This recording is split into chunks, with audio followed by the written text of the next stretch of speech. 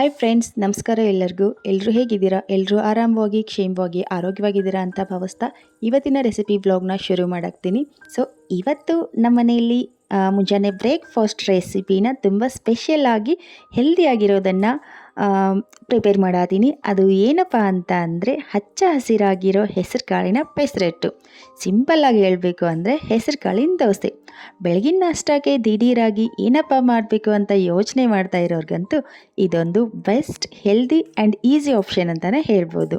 ಈ ರೆಸಿಪಿ ಅಂತೂ ಫಟಾಫಟಾಗಿ 10 ನಿಮಿಷದಲ್ಲಿ ಮಾಡ್ಕೊಂಡು ಬಿಡ್ಬೋದು. ನಿಮಗೂ ಕೂಡ ಯಾವ ರೀತಿ ಮಾಡೋದು ಅಂತ ಹೇಳ್ಕೊಡ್ತೀನಿ ಬನ್ನಿ.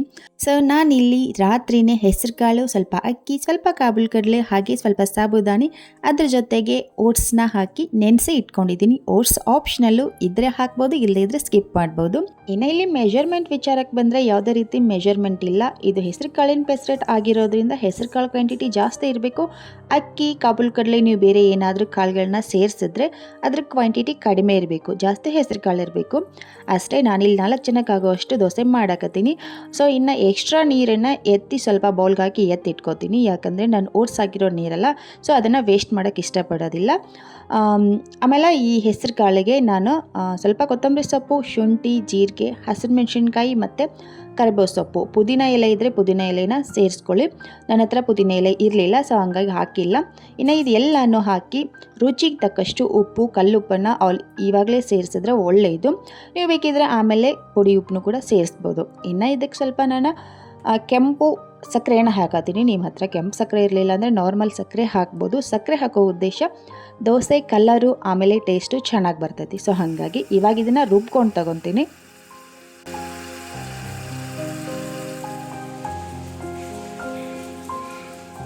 ಹೆಸರುಕಾಳು ಅಂದ ತಕ್ಷಣ ನಮಗೆ ನೆನಪಾಗೋದು ಅದರಲ್ಲಿರೋ ಪ್ರೋಟೀನ್ ಪವರ್. ಇದರಲ್ಲಿ ಹೈ ಪ್ರೋಟೀನ್ ಜೊತೆಗೆ ಫೈಬರ್, ಪೊಲೆಟ್ ಆ್ಯಂಡ್ ವಿಟಮಿನ್ ಬಿ, ಹೀಗೆ ನಮ್ಗೆ ಬೇಕಾಗಿರೋ ಎಲ್ಲ ಪೋಷಕಾಂಶಗಳು ಸಮೃದ್ಧವಾಗಿ ಸಿಗ್ತಾವೆ. ಮುಖ್ಯವಾಗಿ ಅದರಾಗ ನಾರಿನಾಂಶ ಹೆಚ್ಚಾಗಿರೋದ್ರಿಂದ ಇದು ನಮ್ಮ ಡೈಜೆಷನ್ಗೆ ಬಹಳ ಒಳ್ಳೆಯದು. ದೋಸೆ ತಿನ್ನುವಾಗ ರುಚಿ ಜಾಸ್ತಿ ಆಗಿ ನೀವು ಒಂದು ದೋಸೆನ ಎಕ್ಸ್ಟ್ರಾ ತಿಂದ್ರೂ ಕೂಡ ನಿಮ್ಮ ಹೊಟ್ಟೆಗೆ ಲೈಟಾಗಿ ಫೀಲ್ ಆಗುತ್ತೆ. ಹಾಗೆ ದಿನ ಪೂರ್ತಿ ಎನರ್ಜೆಟಿಕ್ ಆಗಿಯೂ ಇರ್ಬೋದು. ಇನ್ನು ಬೆಳೆಯೋ ಮಕ್ಕಳಿಗಂತೂ ಪ್ರೋಟೀನ್ ತುಂಬಾ ಅಗತ್ಯವಾಗಿರ್ತೈತಿ. ಬರೀ ಜಂಕ್ ಫುಡ್ ತಿನ್ನೋ ಈ ಕಾಲದಾಗ ಮಕ್ಕಳಿಗೆ ಈ ತರಹದ ಹೆಲ್ದಿ ಫುಡ್ನ ನಾವು ಮಾಡಿಕೊಟ್ರೆ ಅವ್ರ ಹೆಲ್ತ್ಗೂ ಒಳ್ಳೆಯದು, ಹೊಟ್ಟೆನೂ ತುಂಬುತ್ತೆ. ನೀವು ಬೇಕಿದ್ರೆ ಇದ್ರಾಗ ಕ್ಯಾರೆಟ್ ತುರಿ ಅಥವಾ ಈರುಳ್ಳಿ, ಇನ್ನು ಬೇರೆ ವೆಜಿಟೇಬಲ್ಸ್ನು ಕೂಡ ನೀವು ಹಾಕ್ಬೋದು. ದೋಸೆ ನೋಡೋಕೆ ಕಲರ್ಫುಲ್ಲೂ ಆಗಿರ್ತಾವೆ, ಮಕ್ಕಳು ಕೂಡ ಹೆಚ್ಚು ಇಷ್ಟಪಟ್ಟು ತಿಂತಾರೆ.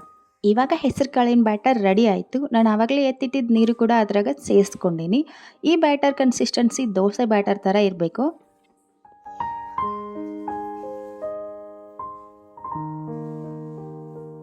ಅಷ್ಟೇ, ದೋಸೆ ಬ್ಯಾಟರ್ ಅಂತೂ ಪರ್ಫೆಕ್ಟಾಗಿ ಬಂತು. ಇನ್ನು ಫೈನಲ್ ಸ್ಟೆಪ್ ದೋಸೆ ಹಾಕೊಳ್ಳೋದು. ನಾನಿಲ್ಲಿ ಒಂದು ಪ್ಯಾನ್ನ ಬಿಸಿಗಿಟ್ಟಿದ್ದೀನಿ. ನಿಮ್ಮ ಹತ್ರ ಯಾವ ಪ್ಯಾನ್ ಇದೆಯೋ ಅದನ್ನ ಯೂಸ್ ಮಾಡಿರಿ. ಐರನ್ ಅಥವಾ ನಾನ್ ಸ್ಟಿಕ್ ಯಾವ್ದು ಬೇಕಾದರೂ ಯೂಸ್ ಮಾಡ್ಬೋದು. ಇನ್ನು ದೋಸೆ ಬ್ಯಾಟರ್ಗೆ ನಾವು ರುಚಿ ನೋಡಿಕೊಂಡು ಸ್ವಲ್ಪ ಉಪ್ಪು ಸೇರಿಸ್ಕೋಬೇಕು ಅಷ್ಟೇ. ಅದನ್ನು ಹೊರತುಪಡಿಸಿ ಸೋಡಾ ಅಥವಾ ಈನೋ ಪೌಡರ್ ಯಾವುದೂ ಹಾಕೋ ಅವಶ್ಯಕತೆ ಇಲ್ಲ. ಇವಾಗ ಪ್ಯಾನು ಕೂಡ ಹೀಟ್ ಆಗೈತಿ. ನಮ್ಗೆ ಯಾವ ಶೇಪಲ್ಲಿ ಬೇಕೋ ಹಾಗೆ ನಮಗೆ ಎಷ್ಟು ಥಿಕ್ನೆಸ್ ಬೇಕೋ ಅಷ್ಟು ನೋಡಿಕೊಂಡು ನಾವು ದೋಸೆನ ಹರಡ್ಕೋಬೇಕಷ್ಟೇ. ಈ ದೋಸೆ ನಮಗೆ ಕ್ರಿಸ್ಪಿ ಬೇಕಂದರೆ ಕ್ರಿಸ್ಪಿನೂ ಆಗ್ತಾವೆ, ಇಲ್ಲ ನಮಗೆ ದಪ್ಪ ಲೇಯರು ಮೆತ್ತಗೆ ಸ್ಪಾಂಜಿಯಾಗಿ ಬೇಕು ಅಂದರೆ ಸ್ಪಾಂಜಿಯಾಗಿಯೂ ಆಗ್ತಾವೆ. ಇನ್ನು ನಿಮ್ಮ ಸ್ಟೈಲ್ಗೆ ತಕ್ಕ ಹಾಗೆ ನೀವು ಡೆಕೋರೇಷನ್ ಮಾಡ್ಕೋಬೋದು, ಇಲ್ಲ ನೀವು ವೆಜಿಟೇಬಲ್ ಹಾಕ್ಕೋಬೋದು. ನಾನಿಲ್ಲಿ ಸ್ವಲ್ಪ ಸಾಸ್ ಹಾಕಿದ್ದೀನಿ. ಸಾಸ್ ಹಾಕಿ ಮೇಲ್ಗಡೆ ಸ್ವಲ್ಪ ಆಲೂಗಡ್ಡೆ ಬಾಜಿನ ಹಾಕ್ತೀನಿ. ಇನ್ನೂ ಒಂದು ಇಲ್ಲಿ ಎಕ್ಸ್ಟ್ರಾ ಟಿಪ್ ನಾನು ನಿಮ್ಗೆ ಹೇಳಬೇಕಂದ್ರೆ, ನೀವು ಇದಕ್ಕೆ ಸ್ವಲ್ಪ ಶೇಂಗಾ ಚಟ್ನಿ ಹಾಕೋಬೋದು. ಆಮೇಲೆ ನಿಮ್ಗೆ ಇನ್ನೂ ಹೆಲ್ದಿಯಾಗಿ ನೀವು ಇದನ್ನು ಕನ್ವರ್ಟ್ ಮಾಡ್ಕೋಬೇಕು ಅಂದರೆ ಬಾಯ್ಲ್ಡ್ ಎಗ್ನ ತುರಿದು ಕೂಡ ಹಾಕೋಬೋದು. ಆಮೇಲೆ ನೀವು ಪನ್ನೀರ್ ಕೂಡ ತುರಿದು ಹಾಕೋಬೋದು, ಇಲ್ಲ ಚೀಸ್ ಕೂಡ ಹಾಕೋಬೋದು. ನಿಮಗೆ ಯಾವ ರೀತಿ ಬೇಕೋ ಆ ರೀತಿ ನೀವು ದೋಸೆನ ರೆಡಿ ಮಾಡ್ಕೊಳ್ಳೋದಷ್ಟೇ. ನೋಡೋಕ್ಕಂತೂ ತುಂಬ ಚೆನ್ನಾಗಿರ್ತೈತಿ, ಇನ್ನು ತಿನ್ನೋಕ್ಕೂ ಕೂಡ ಅಷ್ಟೇ ಟೇಸ್ಟಿಯಾಗಿರ್ತೈತಿ. ಇನ್ನು ನಮ್ಮ ಬಾಡಿಗೂ ಕೂಡ ತುಂಬಾ ಹೆಲ್ದಿಯಾಗಿರ್ತೈತಿ.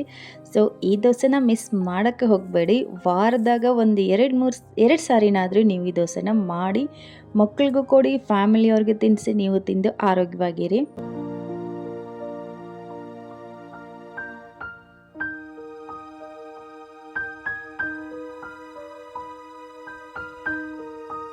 ನೋಡಿದ್ರಲ್ಲ, ಮೊದಲನೇ ದೋಸೆನೇ ಅಷ್ಟು ಸಾಫ್ಟಾಗಿ ಬಂದಿತ್ತು.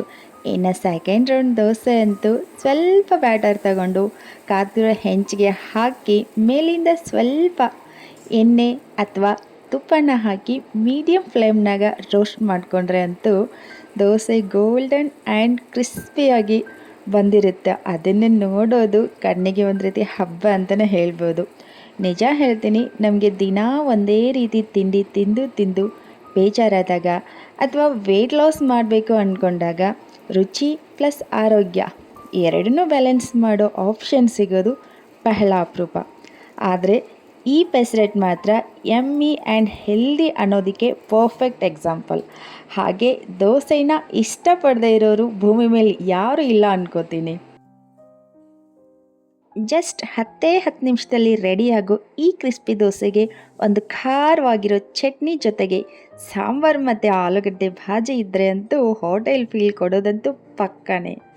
ತಿನ್ನೋದಕ್ಕೆ ಶುರು ಮಾಡಿದರೆ ಹೊಟ್ಟೆನೂ ತುಂಬ್ತೈತಿ, ಮನೆಯವ್ರ ಮನಸ್ಸು ಕೂಡ ಖುಷಿಯಿಂದ ಇರ್ತೈತಿ.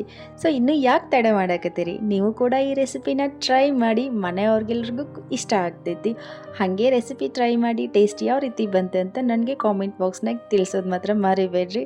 ಹಾಗೆ ಈ ಪೆಸರೆಟ್ ರೆಸಿಪಿ ಯಾರಿಗೆಲ್ಲ ಇಷ್ಟ ಆಯಿತೋ ದಯವಿಟ್ಟು ಒಂದು ಲೈಕ್ ಕೊಟ್ಟು ಚಾನೆಲ್ನ ಸಬ್ಸ್ಕ್ರೈಬ್ ಮಾಡ್ಕೊರಿ.